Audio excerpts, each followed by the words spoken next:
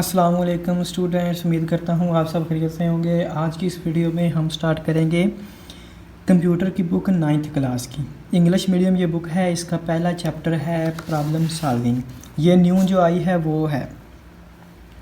सो chapter number 1 हम start करते हैं प्रॉब्लम सॉल्विंग। तो this is chapter number 1 problem solving. Start करते हैं शुरू से। डेफिनेशन देखें सबसे पहले। In order to solve a problem, it is important to follow a systematic approach. In the following, we discuss different steps that we can follow to solve a problem systematically. वो कहता है कि कोई भी चीज़ है या कोई भी मसला है, for example in order to solve a problem, जब हमने कोई मसला सॉल्व करना होता है, इट इज़ इम्पोर्टेंट, ये ज़रूरी है, to follow a systematic approach, यानी हम एक तरतीब वाला सीधा जो सबसे बेस्ट तरीका है वो अपनाएं। In the following, we discuss different types that can follow to solve a problem in a systematically way. हम नीचे देखते हैं कि वह कौन कौन सी हैं स्ट्रेटजी या फिर आप कह लें कौन कौन से तरीके हैं, बेहतरीन तरीके जिनकी मदद से हम एक मसले को सही तरह सॉल्व कर सकते हैं। तो सबसे पहला जो पॉइंट है वो है डिफाइनिंग अ प्रॉब्लम, कि मसला है क्या, ये हमें पता होना चाहिए। A well defined problem is one of that does not contain ambiguities. कहता है कि एक वेल डिफाइंड, एक अच्छा वजाहत के साथ बयान किया गया मसला, उसमें कोई चीज़ भी एम्बिगियस नहीं होती। एम्बिगियस का मतलब होता है कि जिसका डबल मतलब बन रहा हो। फॉर एग्ज़ाम्पल, ठीक है, आपको एम्बिगियस मतलब कोई चीज़ डबल मतलब ना पा रहा हो, हर चीज़ का एक अलग सिंगल मतलब हो। नीचे देखें, all the conditions are clearly specified, यानी ऑल कंडीशन क्लियर स्पेसिफाइड होनी चाहिए। And it has a clear goal, और इसका एक क्लियर ख़ास मकसद होना चाहिए। It is easy to understand and solve, फिर ये हमारे लिए ईजी होगा समझना और उसे सॉल्व करना। Give a problem statement, first we need to see whether the problem is defined well और नॉट। कहते सबसे पहले हम देखते हैं कि मसला सही तरह बयान किया गया है या नहीं। If the problem is not defined well then we can use one of the following strategies to define a problem, कि अगर कोई मसला है उसे सही तरह बयान ही नहीं किया गया, हम उसे सॉल्व कैसे करेंगे। अगर सही तरह बयान नहीं किया गया तो हम नीचे जो दिए गए हैं ये स्ट्रेटजीज़ अपना सकते हैं, यानी ये तरीक़ाकार अपनाएंगे। सबसे पहले देखें, गेन बैकग्राउंड नॉलेज।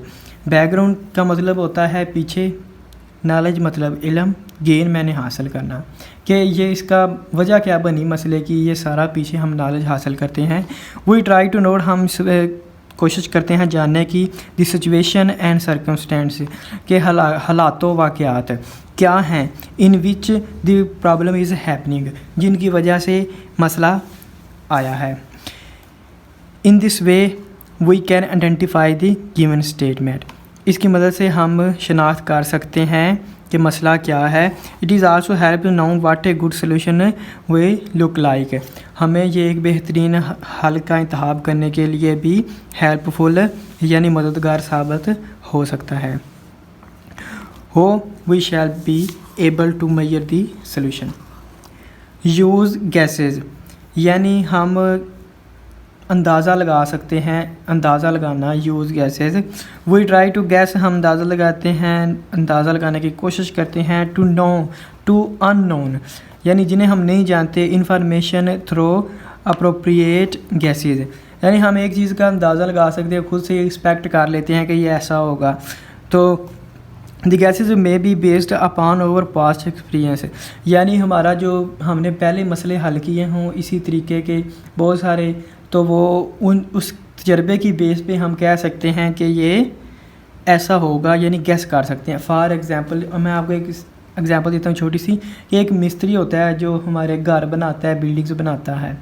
अब उसके लिए एक मसला ये है कि उसने एक कमरा बनाना है, तो उसके लिए ये नई बात तो नहीं है ना, तो वो उसे पता है सबसे पहले क्या करना है, कि कमरे की जो बेस है यानी बुनियादें बनानी है, और फिर उसके बाद दीवारें बनानी हैं और फिर छत डाल देनी है। इतने काम है ना, ये उसे पता होता है सब पास्ट एक्सपीरियंस से, क्योंकि वो पहले घर बनाता रहा है। उसे ये भी पता होगा कि कितना सीमेंट, कितनी बजरी या फिर कितनी ईंटें लगेगी, उसे सब कुछ पता है। कैसे पता है, कैसे वो अंदाज़ा लगाता है? पास्ट एक्सपीरियंस से। ऐसा ही हम जब कंप्यूटर साइंस में मसला सॉल्व करते हैं तो जो बंदा एक्सपीरियंसड होता है उसे अंदाज़ा लग जाता है, वो गैस कर लेता है। नेक्स्ट स्टेप देखें, draw a picture. If a problem is not well defined we can draw a picture and fill the undefined information. Figure 1.1 shows pictorial representation of a problem. अब ये फिगर देखें, यानी ये मसला था, इसको एक फ़िगर की शक्ल में शो किया गया है कि यानी 3 घोड़े, उनको जमा करें, उनकी कीमत 30 बनती है। एक तो मैं होता है ना आपको ज़ुबानी बताऊं, उसने एक पिक्चर के ज़रिए सारा मसला बयान कर दिया है। फिर कहता है कि अगर ये 1 घोड़ा और ये 2 मकनातीस हों, इनको जमा करें तो ये 18 बनते हैं। तो फिर अगर ये 2 मकनातीस हैं, इनमें से -2 हम साख से माइनस कर दें तो ये 2 के इक्वल आएगा। बताएं, 1 साक्स प्लस 1 घोड़ा और मल्टीप्लाई करें उसे 1 मकनातीस के साथ, ये कितना आएगा? यहाँ से हमें कीमत मिल रही है 1 घोड़े की जो कि 10 है, यहाँ 10 हो गया तो फिर ये 18 बन रहा है ना, ये 4 हैं टोटल। तो 1 की कीमत हो गई 2 हो गई, 1 की कीमत 2 है, ये 2 हैं, तो ये 4 है। 4 - 2 करें तो 2 आता है, तो यानी एक जो मौज़ा है वो 1 रुपये का है। तो सबसे पहले हम ज़रब करेंगे फिर जमा करेंगे, पहले जमा कर दें तो वो गलत हो जाएगा। 10 रुपये का घोड़ा था, 2 रुपये का ये 1 है, तो ये 2 × 10 इज़ इक्वल टू 20 हो गया। 20 + 1 21, इसका आंसर 21 आ जाएगा। ये मसला उसने पिक्चर में ड्रा कर दिया था। अब दूसरी जो मरहला है, यानी दूसरा स्टेप है, वो क्या है? Understanding a problem. ये एक मसला बयान तो कर दिया गया है, वेल डिफाइंड, अच्छे तरीके से सब कुछ बयान कर दिया कि कैसे कैसे हल करना है। अब हमने इसे समझना है कि हम कैसे हल करेंगे। So it is important to understand the problem for jumping into the solution of the problem. कहता है कि हम हल करने से पहले देखते हैं कि कैसे हल करना है, ये बहुत ज़रूरी है। For example, A Rydal or pearls can be answered only after clear understanding. A clear understanding of a problem makes it easier to solve, helps to save money, time and resources. Understanding of a problem usually includes identification of 5 W words: who, what, when, where and why. कहता है कि कोई भी मसला है ना, उसे जब तक हम समझेंगे नहीं, हम उसे अच्छी तरीके से हल नहीं कर सकते। इसमें हमारा पैसा भी ज़्यादा लगेगा और रिसोर्सेज भी ज़्यादा लगेंगे, यानी जो जो चीज़ें इसमें इस्तेमाल हो रही हम ऐसे ही लगाई जाएँ। फॉर एग्ज़ाम्पल, एक जो मैंने मिस्त्री की मिसाल दी कि एक कमरे में फॉर एग्ज़ाम्पल 10,000 ईंटें लगती हैं। अब मिस्त्री को नहीं पता, वो कह देगी आप 20,000 ईंटें ले आएँ, तो वो 10,000 ईंटें तो ज़ाया जाएंगी। फिर वो कह दे उसे पता नहीं कितनी सीमेंट की बोरियां लगती हैं, वो अजाफ़ी मंगवा ले। ठीक है ना, ऐसा मसला हो सकता है ना। इसलिए पहले मसले को समझना कि किस तरह हल करेंगे, ये सब कुछ ज़रूरी होता है इसी कंप्यूटर साइंस में भी। तो फॉर एग्ज़ाम्पल, अब कैसे समझेगा? 5 W वर्ड जो हेल्प करते हैं कि व्हाट, मसला क्या है, वो मसला कौन है, व्हेन, मसला कब पेश आया, वेयर, मसला है कहाँ, एंड वाई, और मसला क्यों है, प्रॉब्लम हुई क्यों। अब देखें, problem analysis is the process of figure out these 5 W words from the statement. Problem solving exercise help to understand problem, these are basic elements of toward the solution of given थी। ये वही चीज़ें कह रहे हैं। अब नीचे देखिए, एक छोटी सी एग्जांपल दी है। Suppose your class teacher assign you a task to prepare a list student in our school whose name start with the letter A. The list is required in order to prepare an alphabetic directory of all school students and there is only 1 week to complete the task.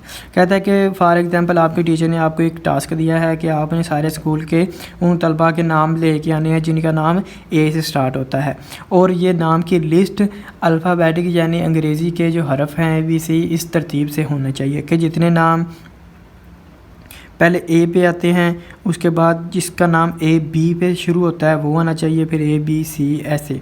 ठीक है, we can analyze this problem by identifying 5 W words of statement. कहता है कि हम जो 5 W words हैं उनकी मदद से इसको आइडेंटिफाई करते हैं कि व्हाट मसला क्या है। मसला ये है list of students name starting with letter A, कि जिन स्टूडेंट के नाम ए से स्टार्ट होते हैं उनकी हमने लिस्ट बनानी है। यही मसला था ना। वो मसला कौन है? स्टूडेंट्स मसला है इसमें, कि स्टूडेंट पे काम हो रहा है, मसला स्टूडेंट्स हैं। वाई क्यों है? To prepare directory of students, कि उनकी हमने डायरेक्टरी बनानी है, इसलिए हमें ये मसला पेश आया। वैन, कि कितना टाइम है हमारे पास, कब तक टाइम है। विद इन ए वीक, उसने कहा था कि एक हफ्ते में लेके आएँ, तो विद इन ए वीक ये टाइम है। वेयर, कहाँ मसला सॉल्व करना है, कहाँ पेश आया है, स्कूल में। ठीक है, इन पांचों ने हमारी हेल्प की। ठीक है, ये एक छोटा सा मसला था। अब चलें आगे, अंडरस्टैंडिंग भी आपको समझ आ गई। अब नेक्स्ट स्टेप होता है प्लानिंग। कोई भी चीज़ है उसे प्लान करते हैं पहले, फिर सॉल्व करते हैं। अब हमने मसला पहले देख लिया कि अच्छी तरह समझ लिया, फिर हम देखते हैं प्लान करते हैं कि इसको सॉल्व कैसे करेंगे। After analyzing a problem we formulate plan that may lead us toward the solution of planning. कहता है कि समझने के बाद हम एक प्लान करते हैं जो हमें हल की तरफ यानी सॉल्यूशन की तरफ ले जाता है। ये छोटा सी एग्जांपल है कि पहले इसने प्लान किया कि ये एक पकड़ी है, इसने पज़ल है, ये यहाँ लगाएगा तो सक्सेस में जा सकेगा। ठीक है, इसे समझ आ गई कि अगर मैं ये इसका हिस्सा इधर लगाऊंगा तो ही मैं ये पार कर सकूंगा। ऐसे ही आपको सारा मसला समझना होता है, फिर आप स्टेप बाय स्टेप आगे जाते हैं। सबसे पहले इसमें स्टेप आता है प्लानिंग में कि डिवाइड एंड कंपेयर। डिवाइड का मतलब होता है तकसीम कर दें, कि मसले को छोटे छोटे हिस्सों में तकसीम करके हम मसले को आसानी से हल कर सकते हैं, फ़तह पा सकते हैं। This strategy divide A complex problem into a smaller problem, कि यानी अगर बहुत बड़ा मसला है तो हम उसे छोटे छोटे हिस्सों में तकसीम कर सकते हैं। जैसा कि मिस्त्री वाली एग्जांपल ले रहे हैं, वो बहुत ज़्यादा बड़ा मसला तो नहीं है, लेकिन एक कमरे की 4 दीवारें होती है ना, तो हम उसको 4 हिस्सों में डिवाइड कर दें तो पहले एक दीवार बना लें। एक दीवार बनानी ईजी है एज़ कम्पेयर टू हम चारों इकट्ठी बनाएं। ऐसे ये छोटी सी एग्जांपल है। ठीक है, ऐसे ही कि बड़ा मसला होता है हम उसे छोटे छोटे हिस्सों में तकसीम कर लेते हैं। गैस चेक एंड इम्प्रूव, कि हम उसे गैस करते हैं, फिर चेक करते हैं एंड इम्प्रूव करते हैं। अगर उसमें कोई कमी पेशी हो तो वो दूर करते हैं। The designer guesses a solution to a problem and then check the correctness of solution. If the solution is not according to expectation then he or she refines the solution, कि उसका अंदाज़ा लगाते हैं, फिर हम उसको चेक करते हैं कि ऐसा करने से ठीक होगा या नहीं। अगर नहीं ठीक होगा तो हम उसे इम्प्रूव करते हैं, यानी उसमें कोई चेंजिंग करते हैं अगर वो हमारी एक्सपेक्टेशन के मुताबिक ना हो। ठीक है, इसके बाद ये देखें act it out. In this strategy the designer defines the list of to do task, afterwards he she perform the task. यानी जो डिज़ाइनर होता है, जो प्रोग्राम डिज़ाइन करता है, वो टास्क जितने भी होती हैं उनकी लिस्ट तैयार करता है और देखता है कि सबसे पहले कौन सा परफॉर्म करना है और एंड पे कौन सा परफॉर्म करना है। ठीक है, उनकी लिस्ट बनाता है कि पहले कौन सा परफॉर्म करना है और एंड पे। और एंड पे देखें प्रोटोटाइप। प्रोटोटाइप होता है नमूना, कोई छोटा सा नमूना तैयार करना उस चीज़ के बारे में। फॉर एग्ज़ाम्पल एक बिल्डिंग बनानी है किसी बंदे ने, तो वो पहले ना एक गत्ते की बिल्डिंग बना के नमूना बना के दिखा देता है कि ऐसी बनेगी रियल में। ठीक है, वो होता है नमूना। ऐसे ही ना एक छोटा सा नमूना हम प्रॉब्लम सॉल्विंग का बनाते हैं। The technique draw a pictorial representation of the solution, it is not the final solution, however it may help the designer to understand the importance of component of solution। कहता है कि हम एक pictorial यानी जो हमें पिक्चर की तरह नज़र आए वो एक रिप्रेजेंटेशन या नमूना बना लेते हैं छोटा सा। आगे जी 4th नंबर पे है define candid solution. The word candid refers something spontaneous and unplanned, यानी कोई भी चीज़ जो हमने प्लान ना की हो, ऐसे ही एक अंदाजे के हिसाब से कर दें, वो कैंडिड सॉल्यूशन होता है। For example if you are task to find the number of students in your school we can play cricket, you can estimate by finding cricket player in your class and then multiply by it total number of class in your school. जैसा कि candid solution की एक example है कि आपने देखना है कि आपके स्कूल में कितने बॉयज़ क्रिकेट खेल सकते हैं, तो आप अपनी क्लास में देखें कि कितने बॉय क्रिकेट खेलते हैं, 5 खेलते हैं सब में से। तो आपके स्कूल में अगर 10 क्लासें हैं तो 5 को 10 से ज़रब दें 50 लड़के, यानी एक अंदाज़ा हो जाएगा कि इस स्कूल में एवरेज तकरीबन 50 लड़के ही खेलते हैं क्रिकेट। ये होता है कैंडिडेट सोल्यूशन, यानी एग्जैक्ट नहीं होता। सिलेक्टिंग द बेस्ट सोल्यूशन, कि एक मसला है उसे हल करने के 2 या 3 4 5 तरीके भी हो सकते हैं। हम देखते हैं उनमें से बेस्ट कौन सा है जिसमें हमारा टाइम कम लगेगा, हमारी जो पेमेंट कम लगेगी, मनी कम लगेगी, और बेहतरीन कौन सा है वो हम सेलेक्ट करते हैं। Sometimes we find more than one solution of a problem and select the best one amongst them, यानी ये हमारे पास औकात हमारे पास है एक चीज़ के बहुत ज़्यादा सोल्यूशन होते हैं और हम उनमें सब में से बेस्ट चूज़ करते हैं। For example assume that names of the students in your school are available on website and you are asked to search a particular name, यानी एक वेबसाइट है उस पे आपके स्कूल के तमाम तलबा के नाम हैं और आपको एक ख़ास नाम सर्च करने के बारे में कहा गया है कि ये वेबसाइट है, इसमें से यानी अहमद का नाम ढूंढें। तो आपके पास बहुत सारे तरीके हैं ढूंढने के, जैसा कि look at each name on website one by one until the name in found. आप उस वेबसाइट में एक नाम करके देखें कि जब तक आपको अहमद का नाम नहीं मिल जाता। ये मुश्किल होगा ना, एक एक नाम चेक करना पड़ेगा, टाइम ज़्यादा लगेगा, लेकिन ये एक तरीका है। दूसरा तरीका है take a print out and search the required name, कि आप उस वेबसाइट में जितने नाम हैं उनका एक प्रिंट निकालें, यानी हार्ड फॉर्म में आपके पास पेज आ जाएगा।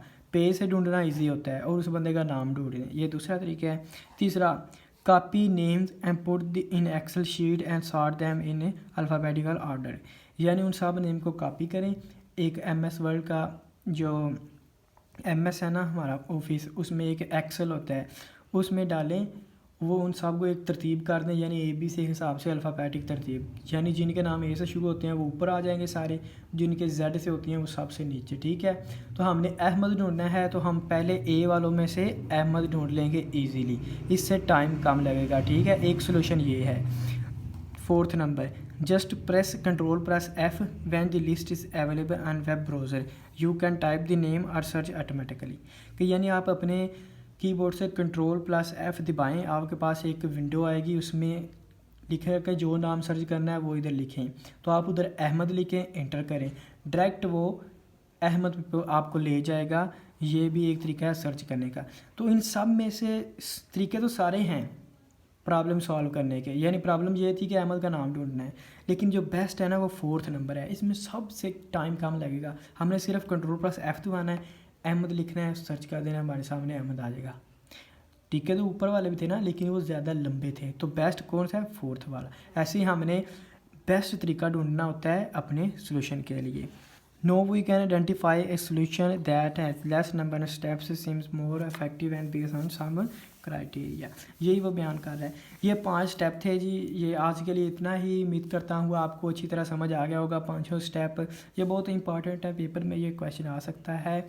तो अगर आप मज़ीद ऐसी वीडियोस देखना चाहते हैं, टीचिंग के बारे में, लर्निंग के बारे में कुछ सीखना चाहते हैं, आप मज़ीद ऐसी वीडियो देखना चाहते हैं, हमारे चैनल को सब्सक्राइब कर लें और बेल का आइकन भी प्रेस कर लें।